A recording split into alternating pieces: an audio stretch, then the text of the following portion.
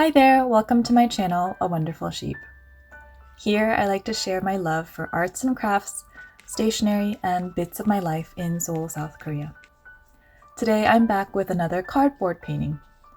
I started painting on cardboard exactly 1 month ago after seeing all the cardboard boxes on the street put out for recycling, and I also had more cardboard boxes at home from more packages being delivered.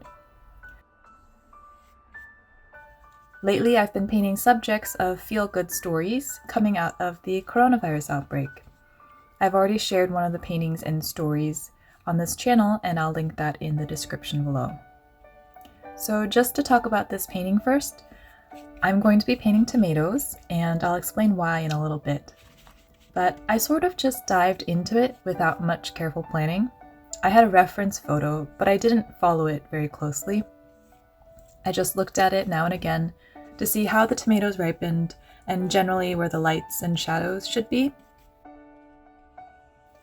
I'm painting tomatoes from the Daejeon region of Korea, and when I looked up the Daejeon tomatoes, I learned they were actually pretty green tomatoes, so I think that made it more fun to paint.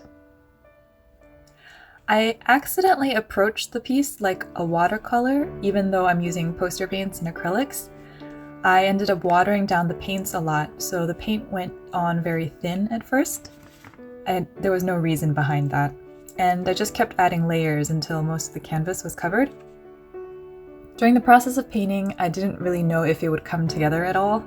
There were so many points during the process where I didn't think I could make these random circles look like tomatoes, but I stuck with it, and I think by the end they do end up looking like tomatoes.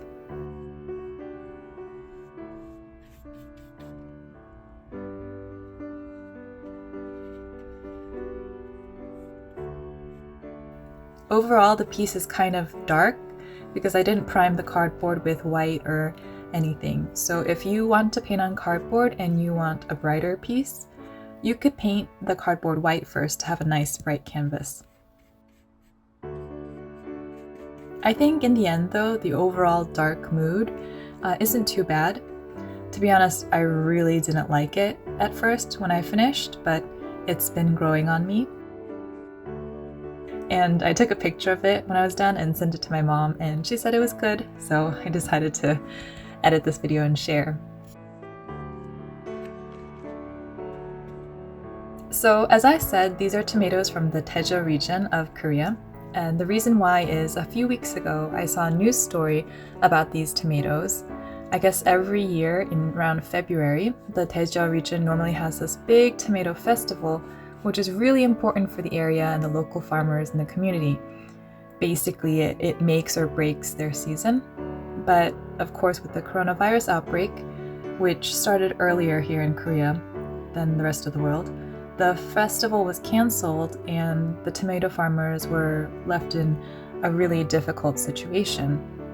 But they took all those boxes of tomatoes and donated them to the Daegu region, which was the hotspot of the outbreak in Korea, to offer the help they could to the patients and people fighting the outbreak.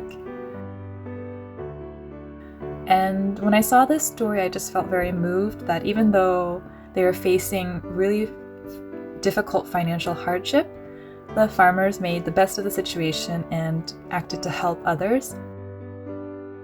And since I saw this story, I've heard about so many other similar stories about people donating excess food from canceled events to others who need it.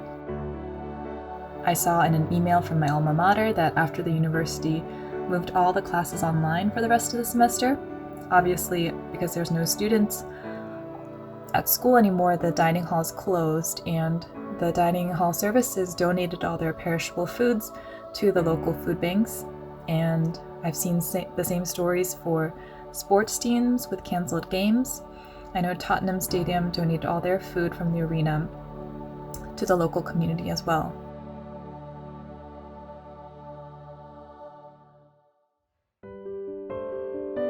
And there are just countless other stories of people helping each other out amid this difficult time. I'm sure you've heard many similar stories. And while I think it's important to stay informed and up to date with the news during this crisis, too much of that kind of news can make you start to feel hopeless. So this has been one of the ways I've been dealing with this very crazy and very surreal situation. I've been purposely trying to balance my intake of all the news and the scary statistics and the pundits forecasting all the doom and gloom with some of the programs that showcase local news with just nice stories of acts of kindness and everyday heroes. And just last week, I saw this clip of an interview with Mr. Rogers. I'll link it below and I highly recommend you watch it. But he explains how his mother always told him that in the face of tragedy, you always look for the helpers.